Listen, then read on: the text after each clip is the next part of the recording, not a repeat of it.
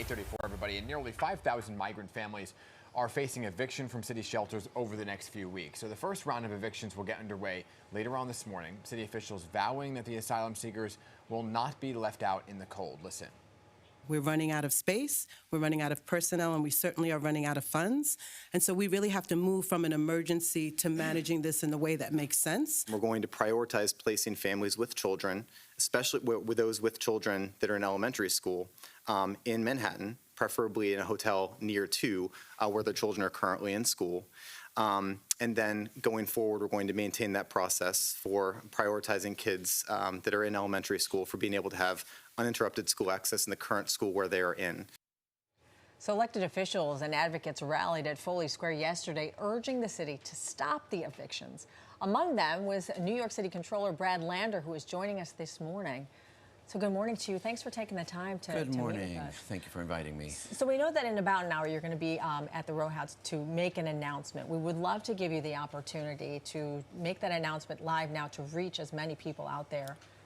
Thank you very much. Yeah. So I think this is one of the cruelest policies to come from City Hall in generations, to evict families from shelter in the middle of winter and to displace their kids from their public schools in the middle of the school year. So we today are launching an investigation into the implementation of this 60-day shelter limit. We think it's been poorly communicated, that families don't know their options. We don't know if the city's even really able to track how many kids will be displaced from the schools where they are because they're forced to move to a different shelter far away.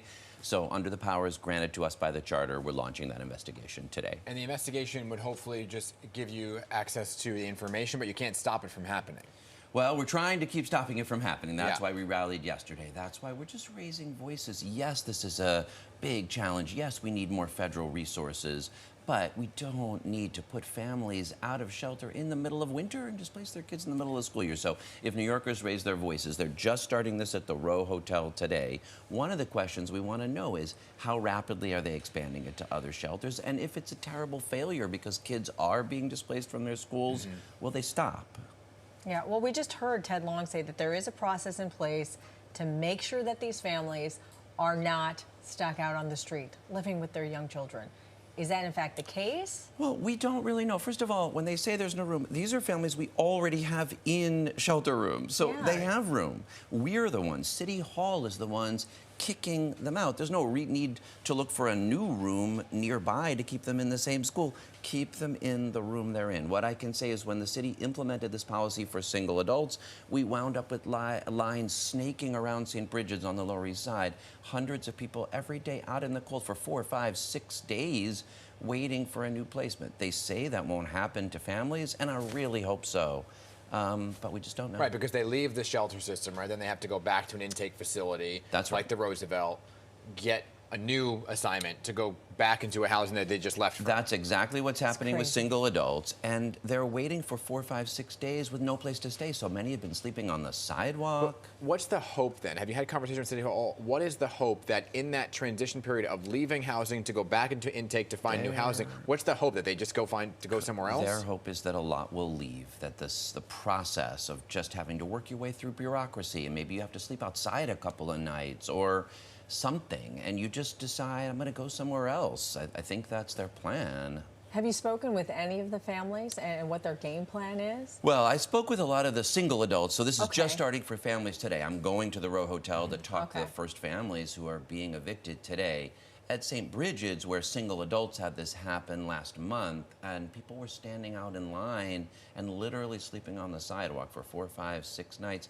They were here, they want to work. I talked to one person who's a welder, who says, I see a lot of buildings going up.